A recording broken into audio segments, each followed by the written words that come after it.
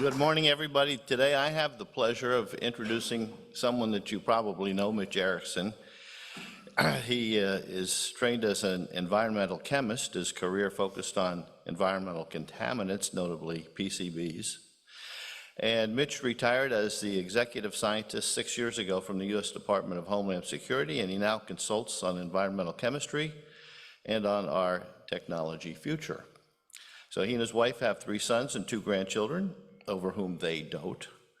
And they have 5 here in New Providence. And Mitch is currently our historian, which you probably know. And he's held several other positions in the old guard, and he's spoken to us several times, and he's going to speak to us again next week.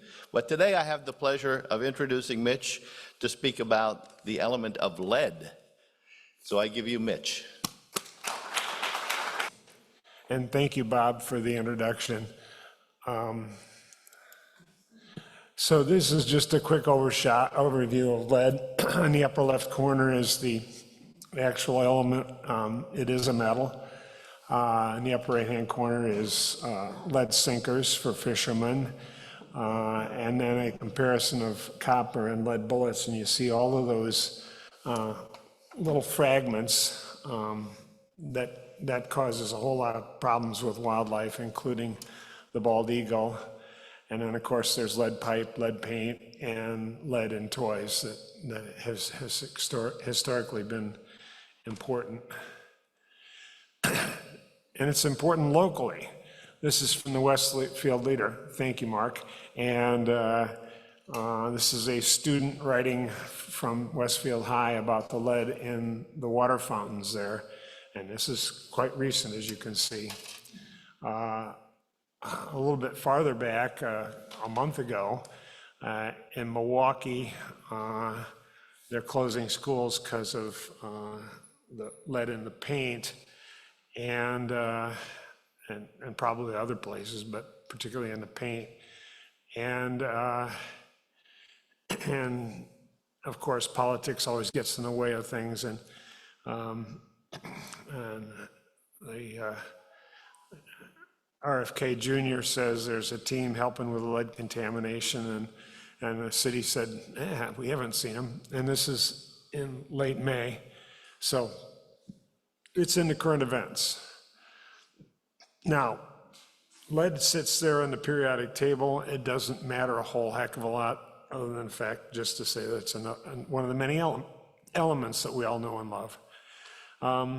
And it was used by the Romans in plumbing. These happened to be pieces of pipe that were uncovered that had been used in piping in Britain when it was part of the Roman Empire. Toxicity. It especially affects the brain and the kidney, and it interferes with enzymes. And it impacted the Romans big time. Because they used it in making silver coins that you see there. And the mining and smelting of the lead contaminated the air, so everybody got a dose. And the IQ was reduced by 3 points among the Roman citizens. I will stop and just say that I'm quoting these numbers. I'm not a physiologist, so don't ask me to go into any details on how they, or an epidemiologist, so how they get these IQ issues, but they'll come up over again. And so there's about the lead levels in Romans were about the same as in 1987. Both about 1,000 times higher than background. In this article, and you'll see the name C.C. Patterson again in this presentation. So basically, lead's bad, and it can damage the brain, the nervous system. It impedes growth and learning, and can lead to hearing and speech problems. And among other things, lower IQ, violence. There's some speculation that a lot of the violence in our history is a result of people who are contaminated with lead. So what does lead poisoning lead to? Well, as usual with all these things, there's a whole list of things that can happen to you: constipation, irritability, infertility, tingling. And I have the references to these journal articles buried in the presentation if anybody wants to check up on me later. But anyway, 10% of the intellectual disability, and there's a CDC has set limits, and in the world of blood contamination, that's micrograms per deciliter, and a deciliter is 100 milliliters. And then you can treat it with organic compounds that will bind to the lead and then pull it out of your body. So there are ways to treat lead poisoning. In 2013, almost 1 million deaths worldwide. It's 0.5% of our disease burden, and half of us, so which half of the room, I don't know, has been exposed to substantially detrimental lead levels in early childhood, and probably had something to do with the age and the construction of the home that you grew up in. And now a quick excursion into occupational health. Alice Hamilton lived for 99 years, and as a young physician, she got into advocating for the working class and investigating workplace hazards. And there's a whole long list of things here: lead, dyes, carbon disulfide or hydrogen sulfide, et cetera, that she worked on that were industrial contaminants or workplace contaminants. And in the way that they calculate worker deaths per 100,000 employees, in 1913 it was 61, and by today it's about 3. So that's a huge improvement in the workplace quality, and we all subjectively know that and remember, or don't remember, but we've heard about all of the terrible conditions of workplace around the early 1900s. And so she got the precursor to OSHA founded in 22. So she was really a tireless advocate for improving workplace conditions. Now back to lead. A different number in 2021 says 1.5 million deaths, primarily due to cardiovascular effects, and $6 trillion in economic loss, and then of course the IQ issue. This is a busy slide, and you don't really need to worry about it too much, other than the more lead you got in you, the more your IQ is depressed. And so if you look at this is low lead, this is high lead, and you can see the IQ loss 6, 1, 0.9, 0.3. So a pretty steep, and this is in children. Now, here's another problem: leaded paint. And you'll notice in the upper right-hand corner, basic carbonate white lead, 90%. The paint was 90% lead carbonate and 10% linseed oil. And this was made by National Lead, which we'll see again as this presentation goes along. And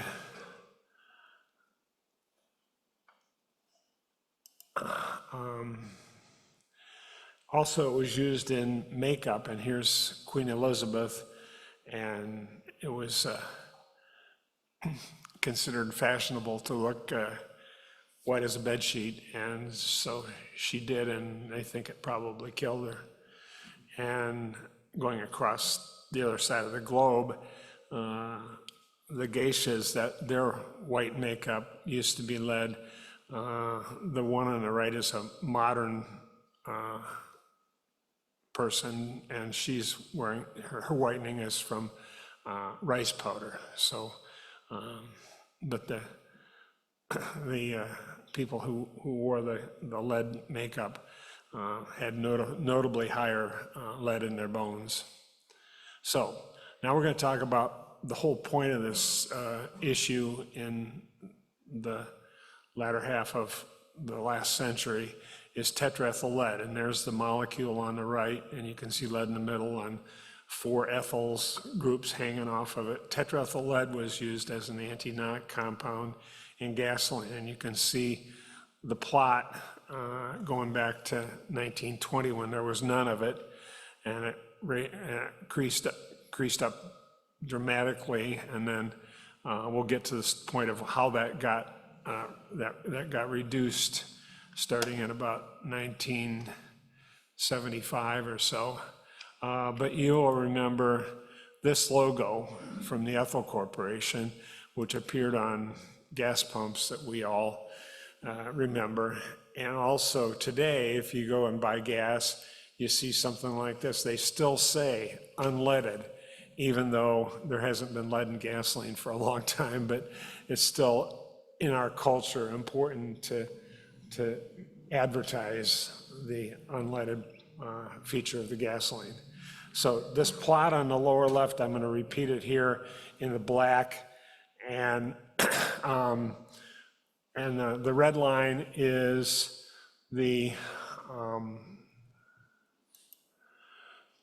percentage of children aged 1 to 5 with lead levels less than 0.5. So basically, nobody was safe through the 70s when the leaded gasoline was so high.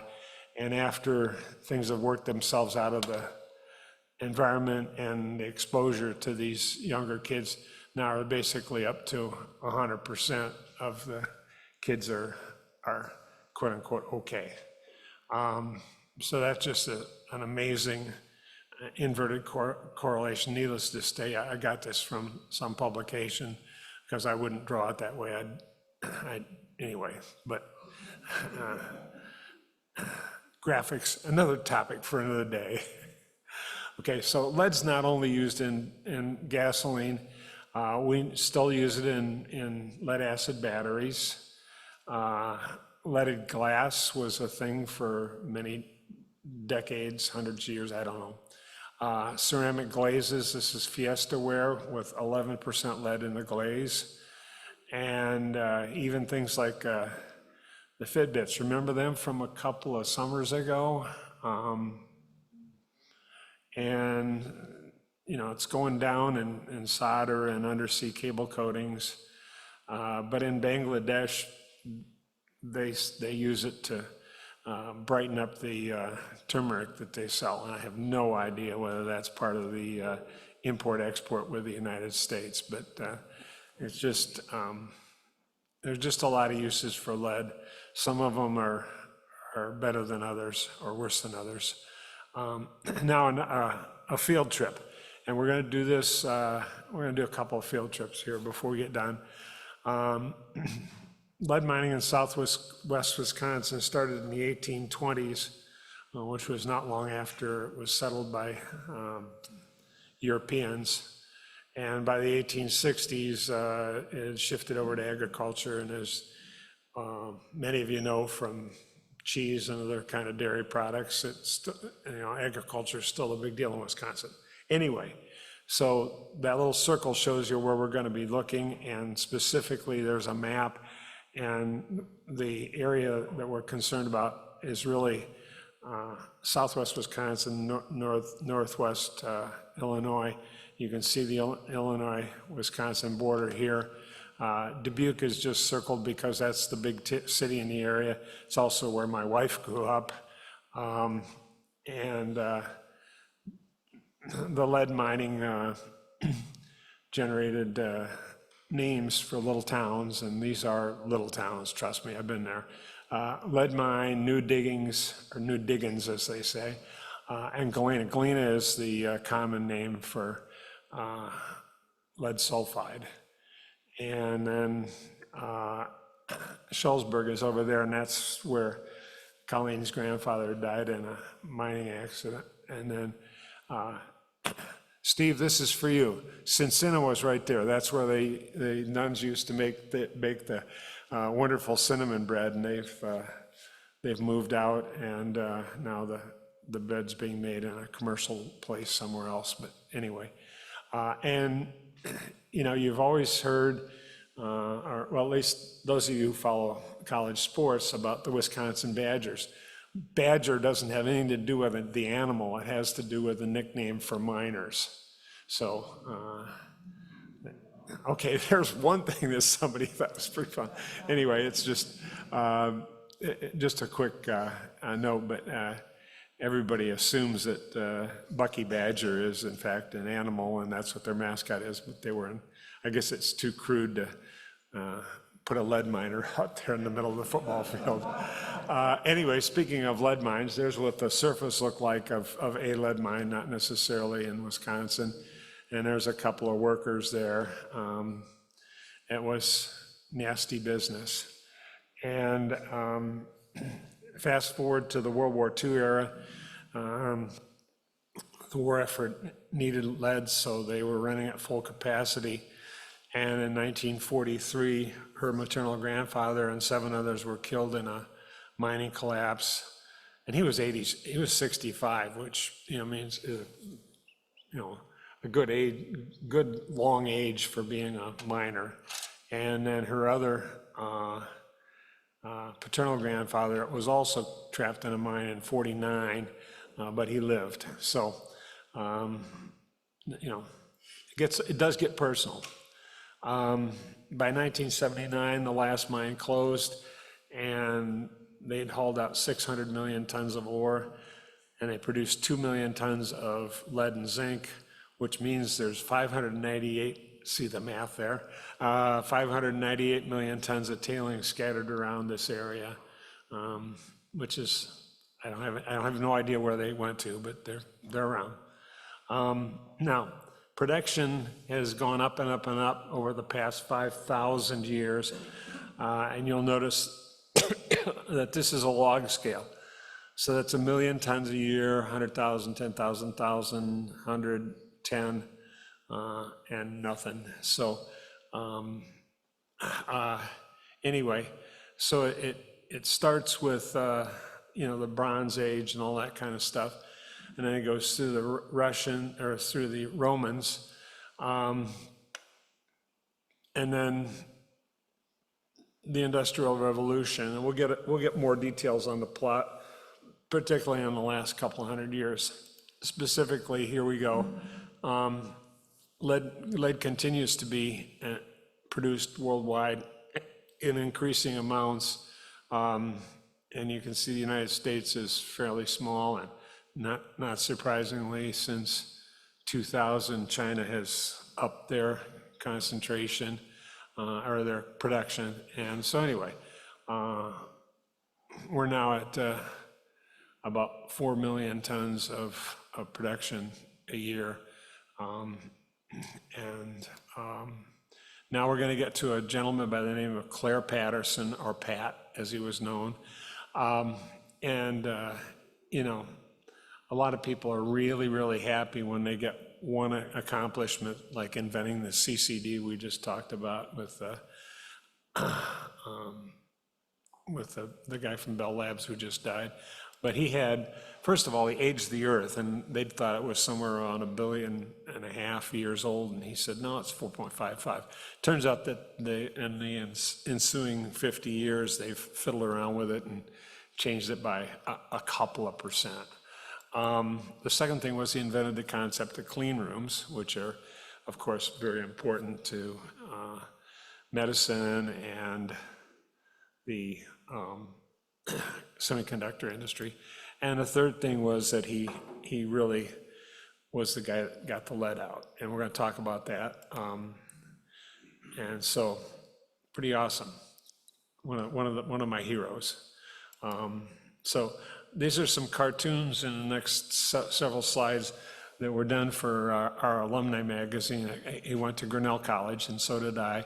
I was about 30 years behind him, so I didn't know him as a student, but I ended up meeting him when he came to town because he wanted to visit his 4 kids, and they all went to Grinnell. So at some point or another, he had one heck of a tuition bill.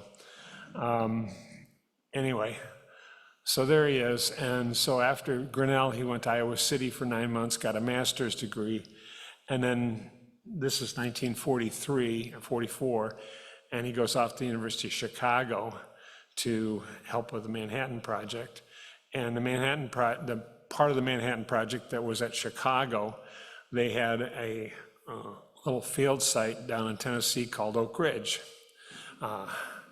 little being 30,000 employees.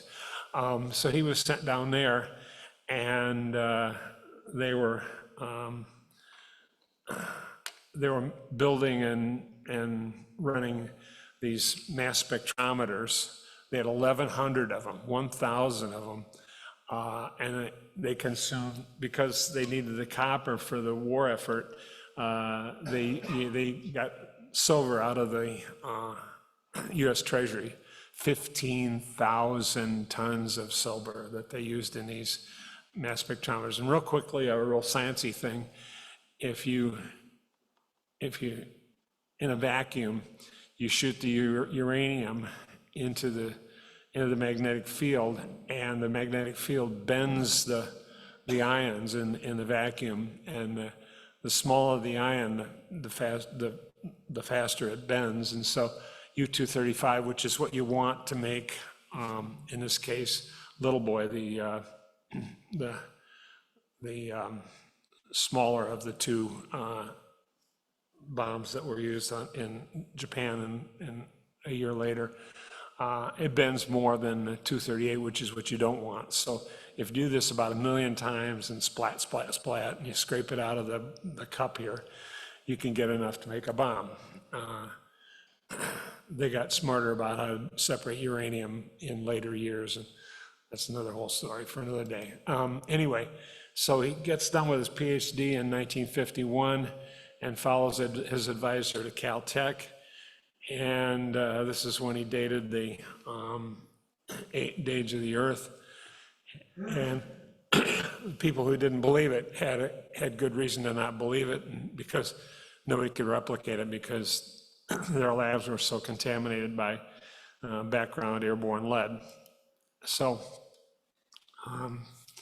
it took years to work out where the lead was coming from. It was in people's hair and all kinds of things. So that led him to invent the concept of a clean room, where you change out of your clothes and into the bunny suit and take a shower before and after. And anyway, so that's number 2 in a clean room, which is also kind of a big deal. And he just did it because it was necessary in order for him and his students to be able to get the lead out of the lab, so that what they were measuring was the lead in the sample and not the lead in the background in the air. So they went out and he took water samples at various depths in the ocean, and lo and behold, the lead levels were higher at the surface water than down at the deep water. And it takes years, decades, centuries, I don't know, a long time for the stuff on the surface water to mix with the lower levels. So that was his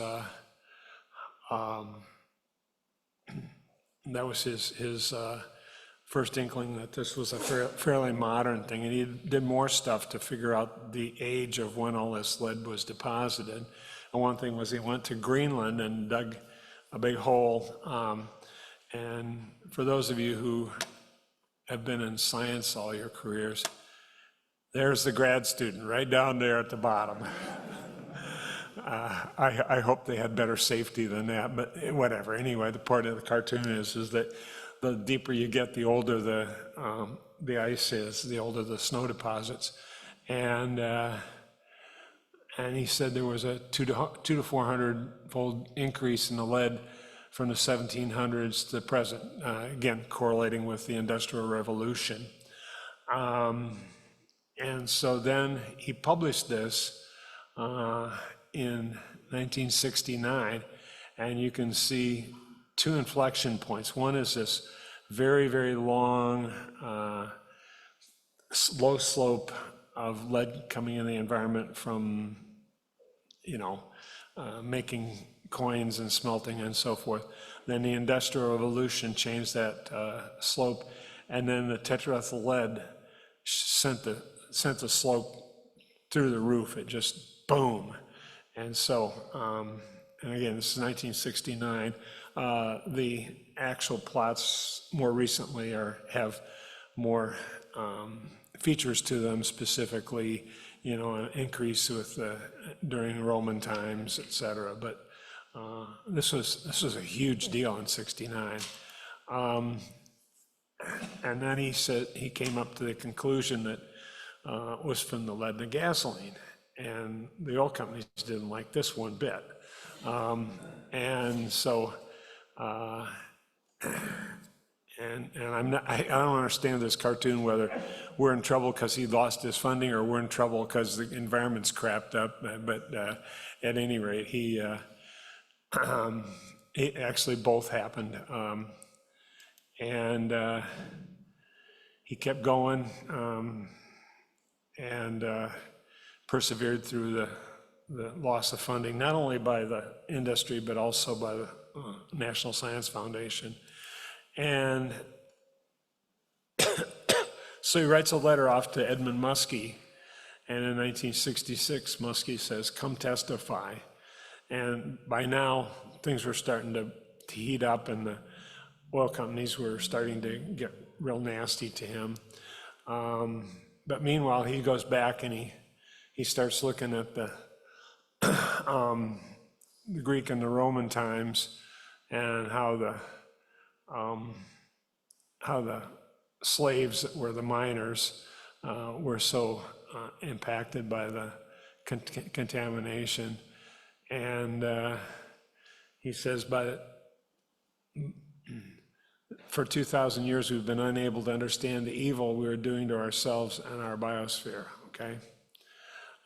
He also went out to the Southwest United States, into the Pueblos, and found some bones of people who were from the, 1,000 years ago, and they,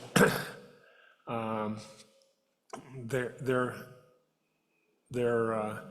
lead levels were 1,000 times less than ours were at that time in the 80s.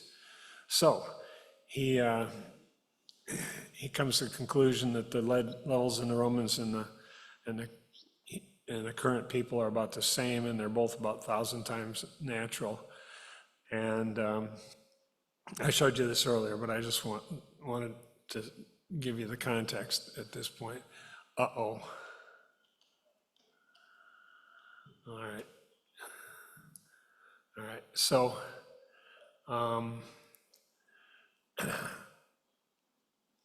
so then he basically gets Congress to go into the Clean Air Act, and oh boy, Clean Air Act and start the whole process. And it took 20, 30 years to get the lead out of all the gasoline. There was lead in aviation gasoline until fairly recently. But then he says, well, now where else could we get exposure to lead? So then he goes and looks at canned foods, specifically tuna. And if you remember, there used to be lead solder in when they made tin cans. And so the food industry said, oh, we'll have to get the lead out of the solder. And the lead contamination was like 10,000 times over natural levels, and 99.5% that was from the solder. So then here at the at the end, the philosophical statement, people in the lead industries thought that because they had all the power, they could stop or effectively limit the actions of a single person who wasn't very powerful. They thought that that's how they could solve their problem. But they don't understand that that you can't get rid of or win in the face of developing knowledge.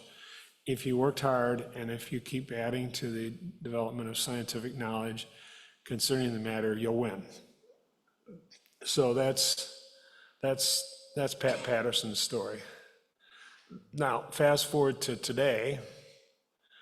The good news is lead levels in children's 1 to 3 years old are down by 97% since 1980.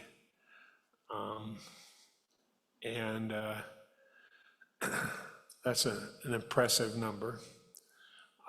We also still have problems, as I showed you in those very first couple of slides, of lead in drinking water. And the way that you might get lead in drinking water in your home is it might be from the service line that comes from the street into your house. A lot of those in the old days were lead, or copper pipe with lead solder, or faucets that have lead in them, or galvanized pipe that is contaminated with lead. I mean, there are just a whole bunch of different ways. And this is just the water.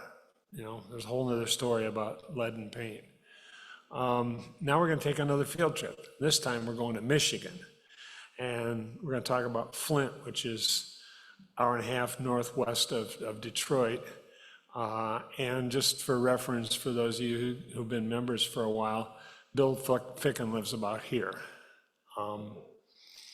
And this is what their water looked like in Flint for a while. Yum, yum, right? And there's just a plot of how they switched water suppliers in 2014 to save money, and also there were local politics involved. But anyway, this made all the news. I'm sure you all remember hearing news stories about lead in the water in Flint. And then they switched back to the Detroit water and got the lead out. There was some chemistry issues associated with what they were doing to treat the water that were involved. So this was a big deal in the 2015 era. Not too long after that, it showed up in Newark as a big deal. Oh, come on. And this is just a picture of the Star Ledger and people waiting for their bottled water. And so it took 3 years and $120 million to replace 12,000 of these lines that go from the street to your house. You see these guys working. They distributed 38,000 filters and got the lead down to less than 10 parts per billion. But it also affects wildlife, and there's a condor in the upper right-hand corner, and an eagle in the upper left, and you see the little bright white dots in the X-ray. Those are fragments of a lead bullet, and specifically you can see how the lead just fragments into these little teeny tiny particles, which have a very high surface area, and so that's as opposed to the right, which is a copper bullet. And some states have, in fact, enacted laws banning lead bullets. But it's also back to the tuna fish and so forth. It's also in fish, and right today you can buy this off of Amazon, lead shot, various sizes you can use for fishing, or you can buy tungsten sinkers that look something like that.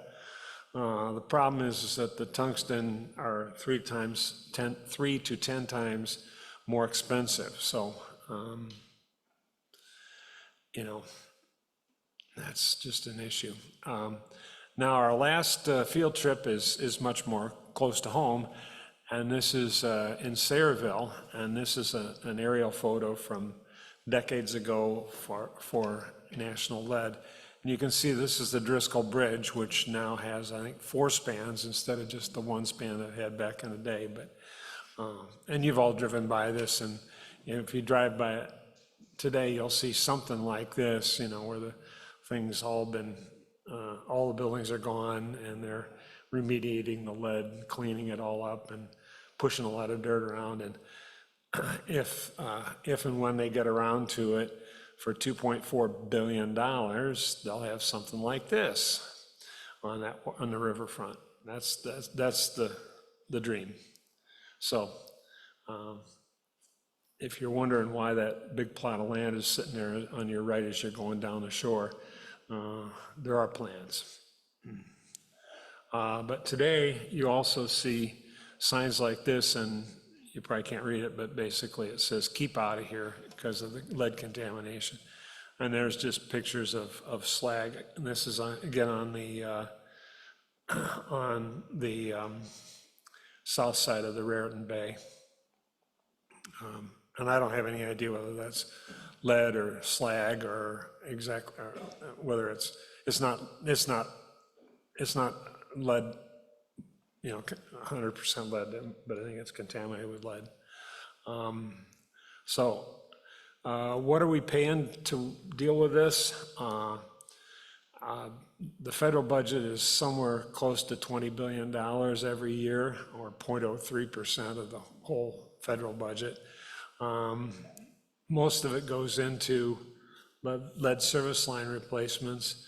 You'll notice I pulled this off of Gemini, and if you read I summarized this because the whole thing has a million caveats because the federal budget is so convoluted. Anyway, there are other things in the $1 billion range for different lead remediation, and then there's paint at $0.4 billion. Lead in schools is $26 million, and Superfund, they don't have numbers associated with that because of the way Superfund works, but there's a lot of them that are like the Sayreville one that are being cleaned up because of the lead. And way down at the bottom, there's $5 million for R&D. And I didn't calculate the percentage, but that's a pretty small percentage of the whole thing. So yes, it's costly, 1.5 million deaths in 21, primarily cardiovascular, and $6 trillion globally in terms of production or loss to the gross domestic product and IQ. You saw this one before. So that's it. And of course, I'm willing to take Q&A. I know there's some on the line.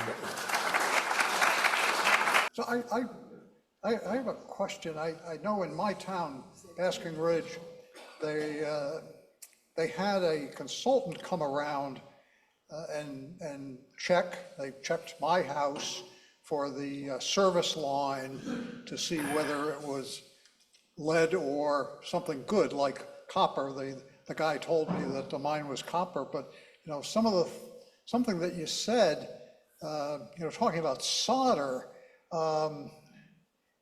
How much should we be concerned about solder used in the service line coming to the house, and maybe even some of the solder used inside the house for the various connections in the pipes? Well, first of all, how much lead exposure is okay is a subjective thing, but assuming you want zero exposure, then obviously you want to get rid of the lead, all the sources of lead in your drinking water. the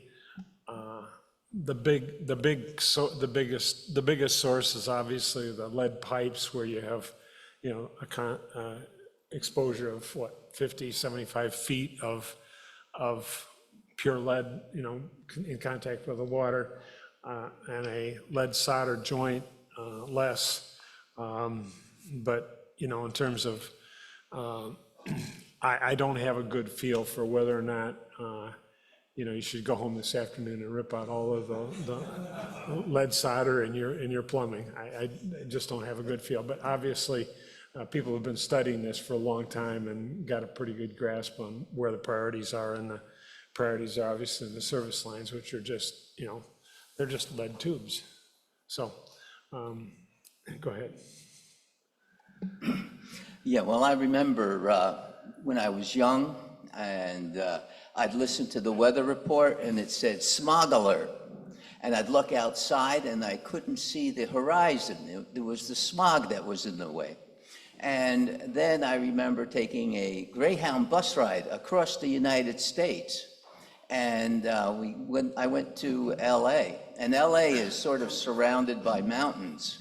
And in the plains, it was wonderful.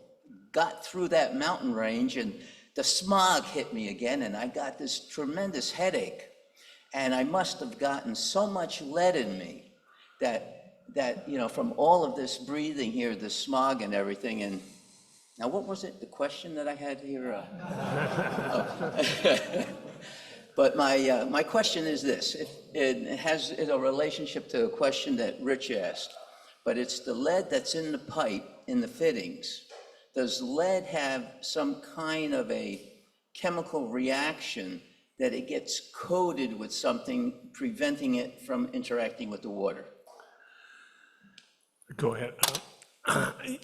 First of all, the whole issue, regardless of lead, but just in general, the chemistry of what goes on with, treating the water before it gets put into the mains, and then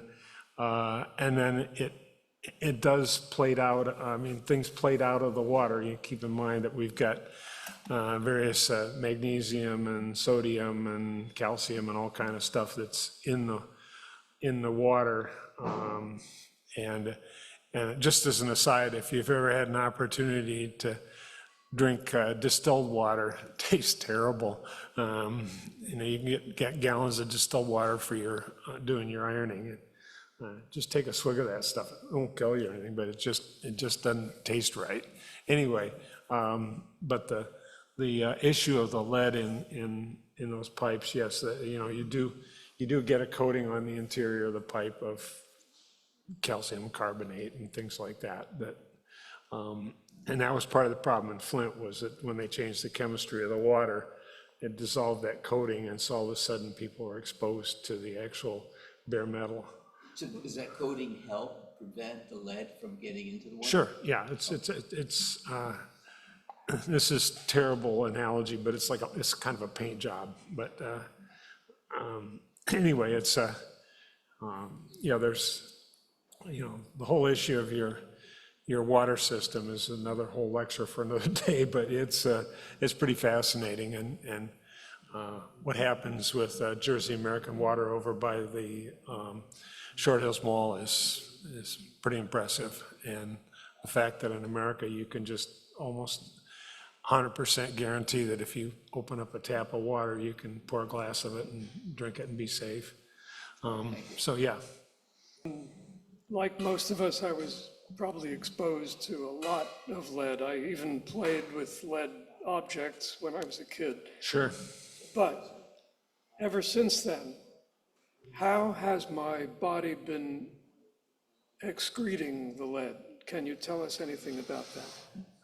Only in general, but the lead is soluble in water to some extent. And so, as your blood passes through all the various organs, it will extract the lead, and so it slowly goes down. The nuances of that are, of course, if it's in your bones, there's no circulation within your bones, so it pretty much stays there. But there's a concept called half-life, not to be confused with nuclear half-life, but just how long does it take for half of it to go out of your body? I don't have the numbers, but I know people have measured that. And so, presumably, if you had a blood sample of you, Mark, from 50 years ago and another one from yesterday, and you compared the lead in them, I'm sure the lead will be lower.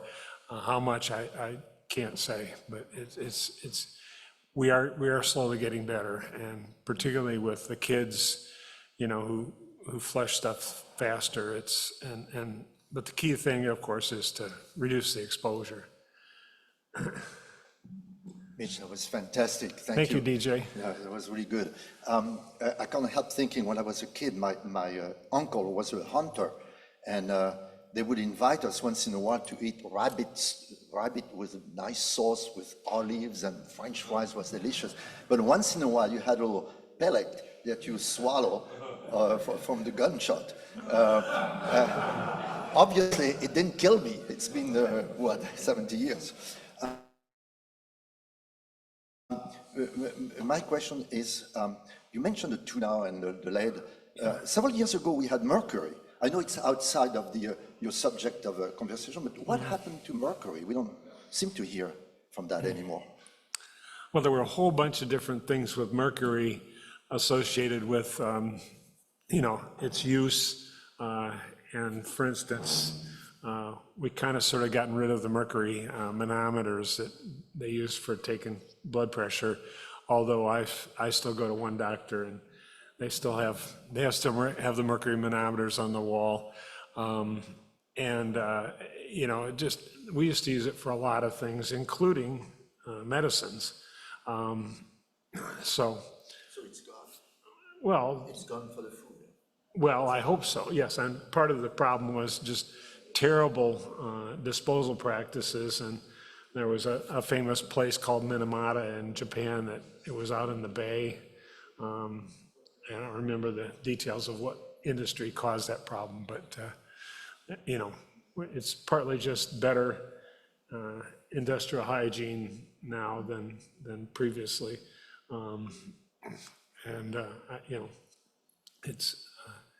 But yes, I mean, at least we don't have mercury thermometers in what?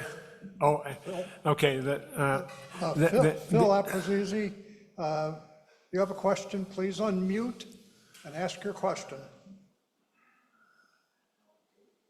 Hello, this is Alex Carlin. Can you hear me? Hi, Alex. Alex is first. Don't know him. He's a friend of mine, and he's out in California, so he had to get up bright and early. Go ahead, Alex. Hey, Mitch, great presentation. Thank you for inviting me. I wanted to ask you, one of your slides toward the end focused on global costs and global impacts. Could you compare the United States to other major Asian countries, in particular China and India, perhaps Indonesia? I suspect they are doing very little, if anything, about lead.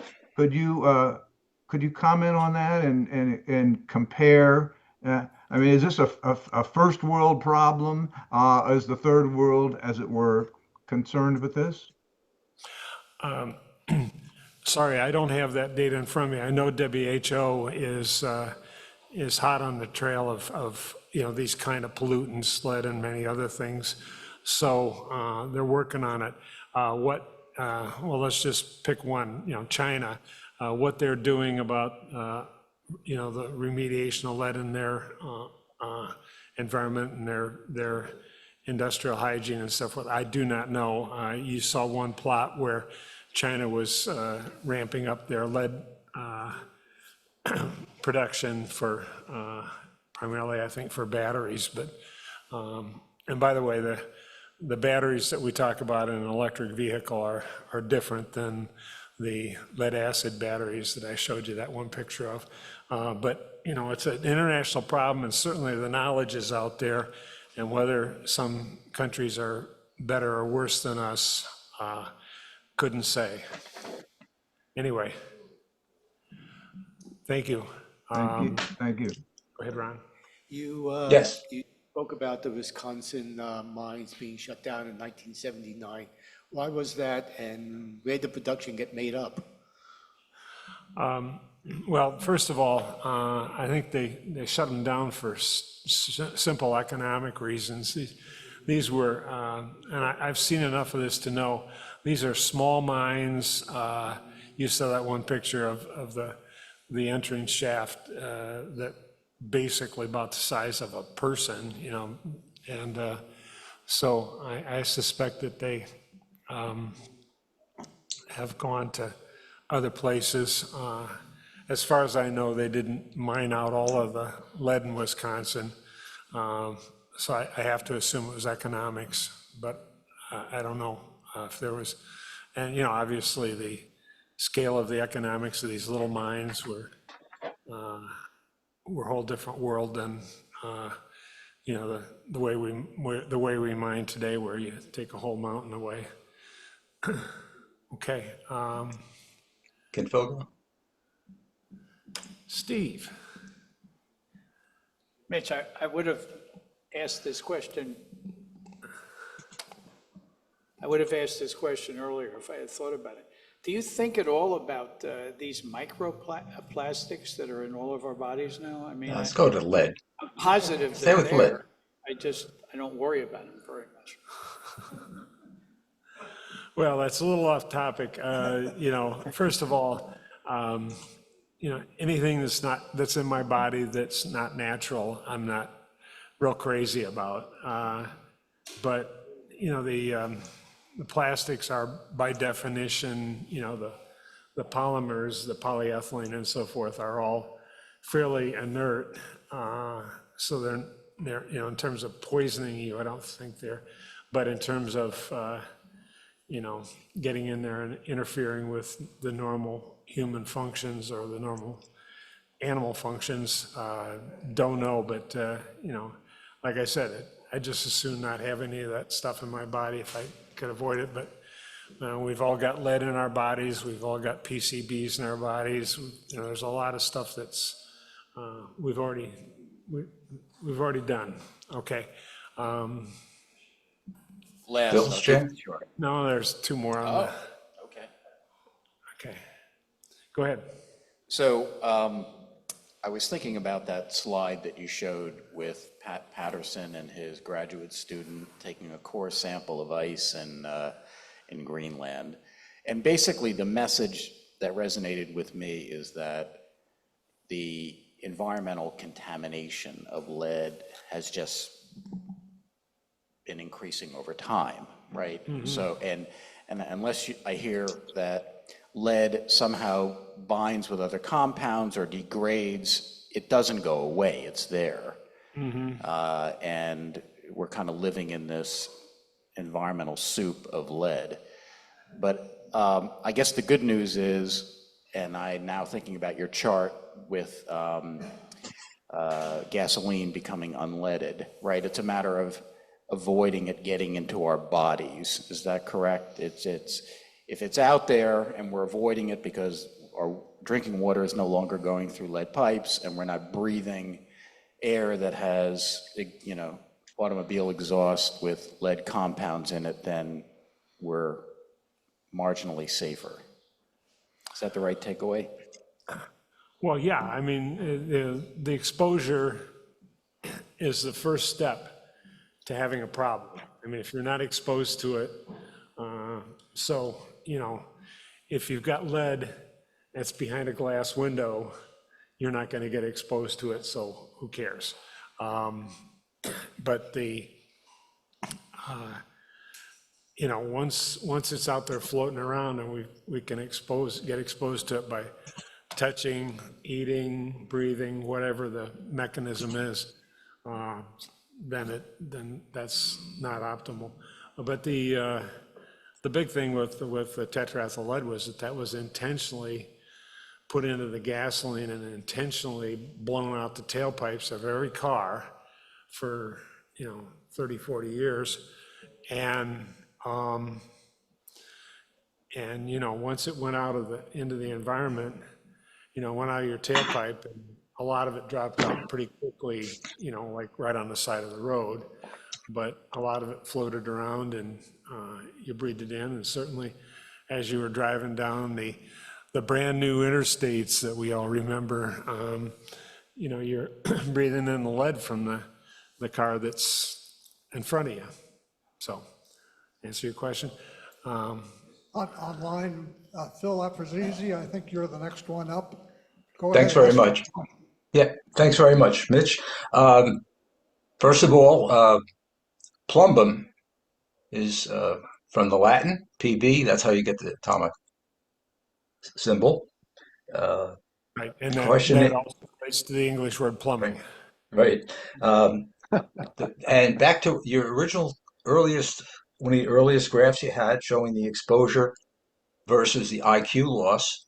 If you look closely at that, the maximum loss of IQ occurs with the minimal amount of exposure. So really zero is the accessible level we should go after.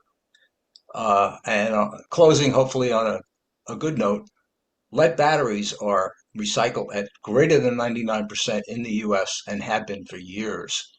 And if that can migrate to the third world places where they're using lead, we stand to be pretty well covered by that. So just some observations. Thank you, Phil. And yes, you're right. And every time you go get a new battery for, what is it, $200, and you have to pay $10 for the disposal. And I suppose if you're old school and you go buy the battery at Walmart and go home, put it back in your car, and give the old battery the heave ho in the back 40 of your yard, that's still something you could do. But I think people are pretty. I don't know the numbers, but it's well over 90% of the lead acid batteries get recycled. Now, the little batteries that we have in our flashlights and so forth, those are a different story. They tend to get just tossed right in the trash. So sooner or later, we'll be mining all of our landfills for all the good stuff that's in them. Last question online, Dave DeLong, ask your question. Yes. Mitch, you mentioned in your presentation background lead in the air. Can you explain a little further about that? Well, the background would be pre-civilization, I guess even pre-human. There's some amount of lead that will leach out of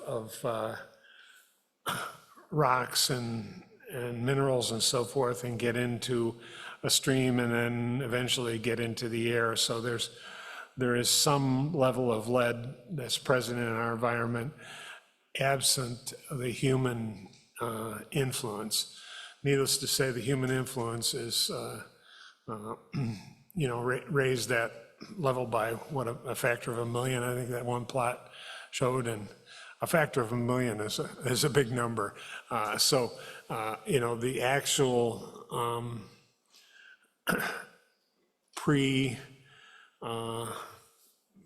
pre-Bronze Age levels, there's some lead floating around in the environment, but 1 million times less than we saw it in say 1970.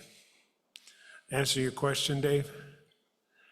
Bob, come up and thank our wonderful speaker, please.